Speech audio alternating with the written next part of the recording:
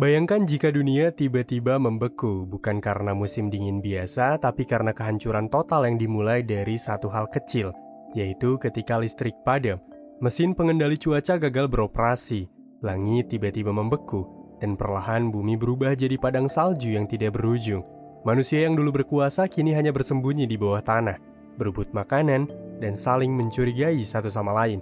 Tapi itu baru permulaan. Karena dari kegelapan dan kelaparan lahirlah sesuatu yang jauh lebih mengerikan. Mereka bukan lagi manusia, tapi zombie salju pemakan daging, hasil mutasi dari dunia yang kehilangan cahaya dan kehangatan. Di tengah dunia yang membeku ini, hanya tersisa segelintir manusia yang mencoba bertahan. Mereka hidup di dalam sebuah bunker, terjebak antara rasa takut dan keputusasaan. Jadi, tanpa berlama-lama lagi, mari kita mulai ke ceritanya dan selamat menonton.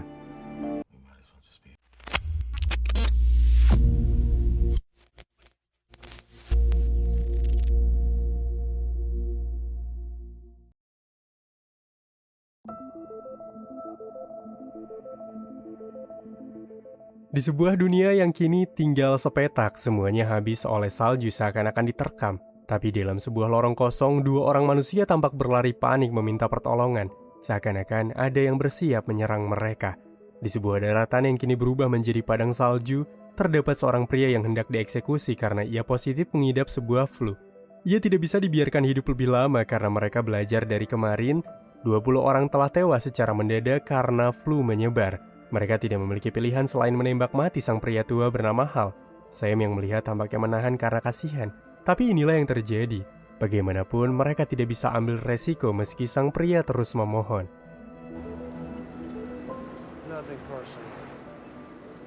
Peraturannya ada dua. Jika kamu sakit, kamu akan dikarantina. Jika tidak kunjung sembuh, yang sakit akan dibunuh atau diberikan pilihan lain, yaitu berjalan dalam dinginnya salju sampai mati perlahan. Semua manusia di bumi hanya ini yang tersisa. Asalnya mereka ratusan orang, tapi perlahan mereka mulai menipis. Seluruh manusia tewas karena iklim ini, tapi tidak dengan mereka. Mereka memiliki perbekalan yang sangat banyak, termasuk biji-bijian. Mereka sangat bersyukur. Beberapa orang berbicara mengenai surga seperti langit biru, padang savana, rumput segar, bahkan tumbuhan liar. Tapi mereka menganggap itu sekarang adalah sebuah dongeng semata. Saya mulai menghampiri Briggs sebagai kepala koloni untuk mempertanyakan mengenai peraturan ini. Tapi di bagian menara radio, Cooper menginformasikan mengenai tim koloni 5 yang meminta signal bantuan. Itu sekitar 7 hari yang lalu. Briggs sangat bingung karena lagi-lagi koloni ini mulai berkurang. Jadi ia mulai merencanakan rapat di aula utama untuk membicarakan tentang hal ini.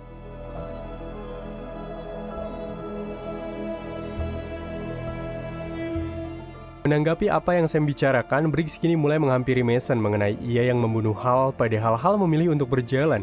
Bagaimanapun ini adalah masalah serius karena setiap orang memiliki pilihan. Jadi Briggs memperingati Mason agar tidak bertindak gegabah. Karena peraturanlah yang membuat mereka masih bertahan sejauh ini.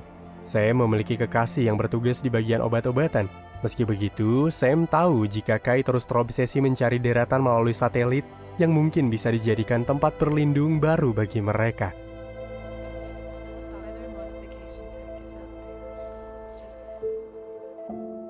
Pertemuan seluruh anggota koloni di area aula pun kini mulai dilakukan.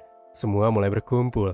Dex mulai mengarahkan sang istri yaitu Elena untuk menahan nafas agar tidak batuk, karena mereka paham peraturannya. Mereka tidak bisa terlihat sakit jika tidak ingin dihabisi. Briggs kini mulai datang menghadiri rapat pertemuannya. Ia menjelaskan signal darurat dari koloni 5, jadi ia mempertimbangkan untuk mengunjungi koloni tersebut untuk memastikan mereka tidak apa-apa. Ucapan tersebut jelas langsung ditolak mentah-mentah oleh para kelompok, terutama oleh Mason. Karena mereka tidak bisa ambil resiko, pikirnya. Mereka harus mengurus urusan mereka sendiri. Tapi karena mereka telah bekerja sama dengan koloni 5, mau tidak mau mereka harus sepakat. Briggs membutuhkan 2 orang yang bersedia ikut bersamanya mengunjungi koloni 5. Semua orang tampak menolak ikut, tapi Sam mengajukan diri bersama Graydon yang tampak terlihat diremehkan. Secara tiba-tiba, seorang wanita tua kini batuk. Itu adalah Elena. Orang-orang mulai menyebar karena tidak ingin tertular. Ia mulai dikarantina sampai waktu yang tidak ditentukan. Mason lagi-lagi ingin langsung membunuh mereka, tapi Briggs berucap tidak. Sam kini terbangun dari mimpi buruk ketika ia kehilangan sang ibu, tapi ia ditenangkan oleh Kai yang selalu ada di sampingnya. Waktu keberangkatan mengunjungi koloni 5 pun kini dimulai. Dengan dipimpin oleh Briggs, mereka mulai menyusuri kota yang kini telah sepenuhnya ditelan oleh salju. Warna putih ada di setiap sudut manapun.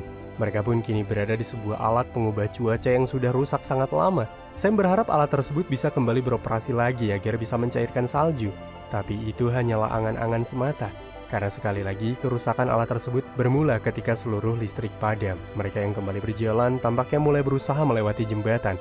Beberapa bagian dari jembatan ini sudah rusak. Mereka harus berjalan dengan berhati-hati untuk bisa selamat. Sampai mereka pun tiba di ujung jembatan yang hilang.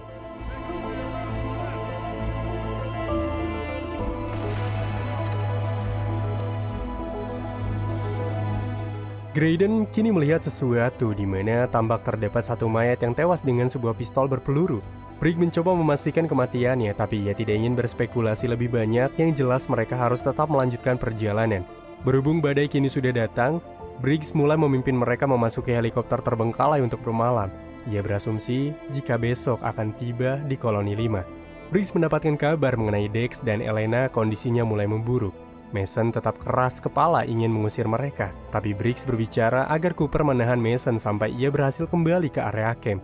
Sam rupanya telah diselamatkan oleh Briggs saat ia kehilangan ibu dan keluarganya. Ceritanya sangat pilu. Ia kehilangan semua keluarganya ketika cadangan persediaan habis. Saat itu Sam masih kecil. Ia berjalan seorang diri mencari perlindungan karena bingung, sampai ia pun ditemukan oleh Briggs. Briggs bisa dikatakan menjadi ayah satu-satunya yang masih hidup. Cerita itu sangat memilukan sampai membuat mereka tampak terdiam.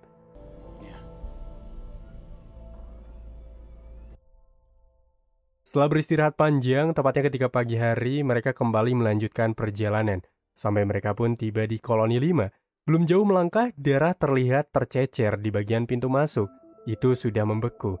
Graydon mulai terlihat takut. Tapi inilah tujuan mereka, yaitu datang untuk mengecek keadaan koloni 5. Briggs mulai menuruni cerobong tempat jalan masuk sambil sesekali memastikan jika tidak ada masalah sedikit pun di sini. Graydon tampak menyesal karena telah mengajukan diri untuk ikut serta dalam misi ini. Tapi mereka harus tetap bersama. Darah terus saja terlihat di bagian manapun di tempat ini. Terakhir kali Briggs kesini ada 50 orang yang masih bertahan dan sekarang ini sangat sunyi. Bahkan suara nafas pun tidak terdengar sama sekali. Mereka mulai berjalan sambil berhati-hati. Karena tahu mungkin ada sesuatu yang tidak beres. Langkah mereka terasa berat ketika suara demi suara mulai terdengar. Meski takut, mereka harus mendekat. Hanya inilah yang bisa memastikan mereka kenapa. Briggs sempat menahan diri, tapi Sam yang penasaran tidak bisa diam begitu saja. Kedatangan mereka tidak boleh berakhir sia-sia.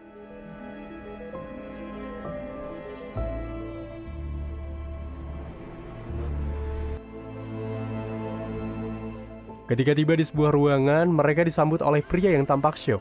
Ia berusaha melawan Briggs tapi ditenangkan. Pria tersebut benar-benar tampak kurus, ia benar-benar takut. Sampai mengarahkan untuk menutup pintu terlebih dahulu. Pria itu bernama Leland. Ia bahkan mulai bercerita apa yang terjadi. Ia menjelaskan dengan sangat detail. Ini semua bermula ketika ia dan koloni 5 berhasil membuat jangkauan radio menjadi bermil-mil. Ia mendapatkan video mengenai seseorang yang berhasil mencairkan es dan memperbaiki mesin pengubah cuaca. Tapi ketika beberapa orang koloni 5 dikirim ke sana, mereka tidak mendapatkan apapun. Yang ada, mereka malah diikuti oleh hal gila. Leland benar-benar tidak ingin pergi karena takut. Mereka mencoba kembali. Leland bahkan berspekulasi jika lebih aman berada di pintu ini daripada pergi. Sampai tiba-tiba, suara teriakan terdengar. Itu adalah suara yang melenyapkan koloni 5. Tapi saking takutnya Leland, ia pun kini kembali mengunci dirinya sendiri di dalam ruangan. Briggs mulai mengarahkan mereka untuk pergi karena ini benar-benar tidak beres. Ketakutan mereka mulai terasa apalagi dengan respon Leland yang sangat trauma. Ketukan demi ketukan terdengar disertai teriakan seseorang. Sam dengan rasa penasaran yang sangat tinggi kini mencoba memastikan apa yang sebenarnya terjadi.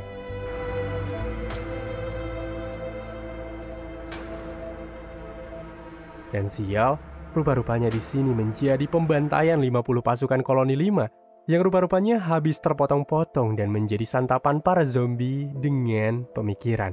Mereka jelas adalah manusia, tapi mereka bersifat layaknya zombie, berperilaku agresif, menyerang dengan menggigit.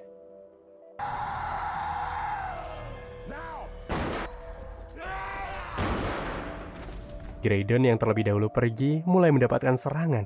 Ia tewas ditikam dan digigit. Sementara itu Briggs dengan kemampuannya berhasil membawa harapan. Sam dan Briggs mulai berlari tanpa henti untuk bisa selamat dari para zombie.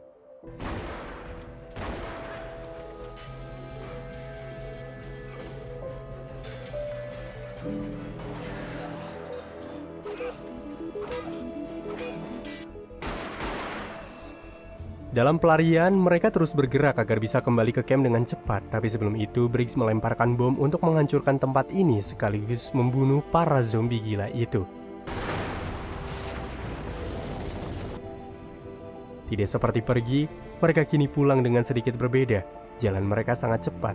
Briggs malah memilih beristirahat di heli sebelumnya meski Sam sempat menahan agar mereka tetap lanjut berjalan. Sam kini menanyakan kepada Briggs mengapa orang-orang tersebut bisa menjadi seperti itu, tapi tidak ada yang bisa ia jawab. Tapi yang jelas menurut Briggs mereka bukan lagi manusia. Ketika pagi datang, Sam sangat terkejut melihat para zombie kini mulai mengikuti mereka. Jumlahnya sangat banyak, mereka mengikuti jejak kaki yang Briggs perlihatkan. Mereka kini terus berlari, berharap jembatan menjadi pembatas bagi mereka. Tapi Briggs sangat bingung, jika ia membawa pelarian ini ke area koloni, takutnya mereka malah membuat masalah. Bukannya pergi, Briggs malah berusaha menghentikan mereka dengan sebuah bom. Para zombie benar-benar cepat. Mereka tidak segan-segan menyergap Briggs dan juga Sam jika berada di depan mereka. Tapi sial, bom yang mereka simpan kini padam. Briggs berusaha untuk mengorbankan dirinya untuk meledakkan, sementara Sam diarahkan untuk pulang.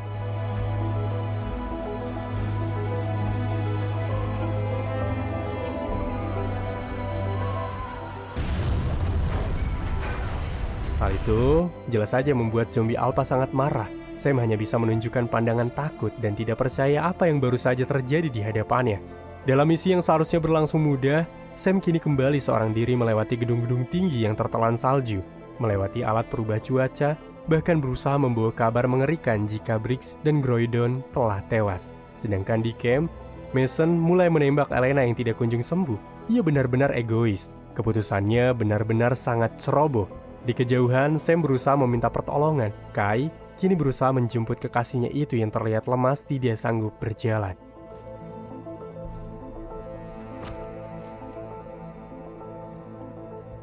Sam kini mulai terbangun setelah beberapa jam tidak sadarkan diri. Semua kelompok menunggu ia berbicara. Mereka sangat mencemaskan Graydon dan juga Briggs, tapi Sam mulai angkat bicara jika mereka telah tiada. Mason tanpa basa-basi kini seakan-akan menjadi pemimpin baru di camp. Ia bersifat benar-benar menyebalkan. Sam mulai bercerita dari awal siapakah yang menyerang mereka dan juga membantai koloni 5. Sam mewanti-wanti jika para zombie bersiap datang kepadanya. Ia mengetahui titik lokasi di mana salju mencair jadi mereka bisa pergi ke sana. Tapi Mason kini berkuasa. Semua tampak mendengarkan rencananya karena mereka takut. Sampai kini, seorang anak datang membawakan kunci borgol yang berhasil ia curi dari Mason untuk membebaskan Sam. Dalam hamparan kosong yang terlihat hanyalah salju tebal, ayah dari Graydon yaitu Victor yang tidak percaya ucapan Sam mulai memantau area sekitar di pintu masuk. Sementara Kai kini mulai dihampiri oleh Sam. Ia benar-benar mencemaskan kelompok, tapi Sam tidak bisa berbuat banyak sekarang. Sebisa mungkin, mereka harus pergi mendatangi tempat yang terdapat salju mencair. Kabar kaburnya Sam sudah diketahui oleh Mason. Sam berusaha mencari tempat di area satelit sesuai titik yang sebelumnya diucapkan oleh sang pria yaitu Dylan. Sampai ia pun menemukan tempat yang dimaksud. Mengenai langit biru yang sering orang bicarakan memang benar adanya. Sam berusaha pergi mengajak Kai karena para zombie akan tiba sesaat lagi di area mereka. Tapi kepergian mereka ditahan oleh Mason. Sampai beberapa waktu kemudian, suara gaduh keluar. Sam berbicara jika mereka telah terlambat. Para zombie kini mulai mendatangi area mereka dengan sangat membabi buta. Dari balik CCTV, kini Mason mulai percaya apa yang Sam katakan. Ia mulai memberikan semua orang peluru, berharap bisa melakukan perlawanan kepada mereka. Tapi apa daya, pergerakan mereka yang terlambat karena Mason kini harus dibayar mahal.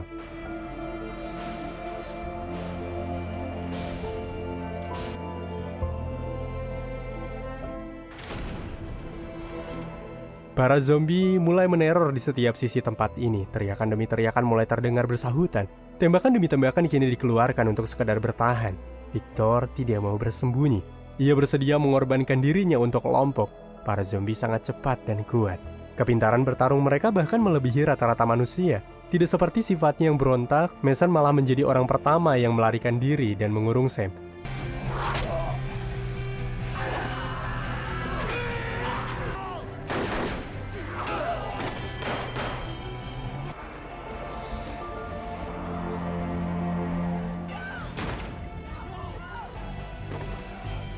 Di balik sifatnya itu, ia benar-benar terlihat seperti seorang pengecut.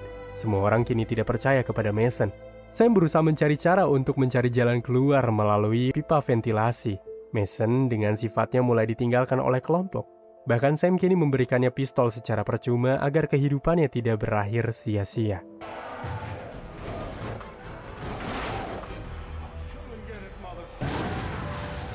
Meski begitu, zombie alpha berhasil berlari ke area Sam. Sam berusaha keras melakukan perlawanan sebisa mungkin. Zombie alpha sangat cepat, kuat, dan juga cerdas. Jika dilawan dengan fisik, mungkin Sam akan kalah telak.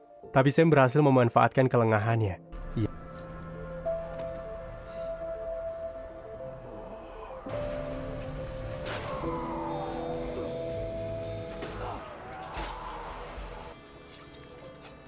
Meski begitu, kebakaran kini mulai menyambar bagian sisi camp.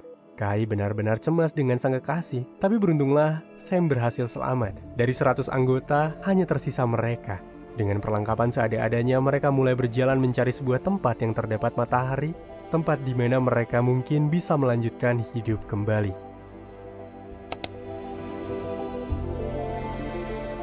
The Colony bukan hanya kisah perjuangan di dunia yang membeku, tapi juga refleksi tentang siapa kita saat segalanya hilang. Ketika bumi berhenti bernafas dan harapan nyaris padam, film ini mengingatkan bahwa kekuatan sejati manusia bukan datang dari senjata, tapi dari hati yang masih mau peduli. Briggs mungkin gugur, tapi pengorbanannya menyalakan api kecil yang menunjukkan bahwa di balik salju dan keputusasaan masih ada kehangatan yang disebut kemanusiaan. Karena terkadang, di dunia yang paling dingin sekalipun, yang bisa menyelamatkan kita bukan sekedar bertahan hidup, tapi keberanian untuk tetap bisa menjadi manusia.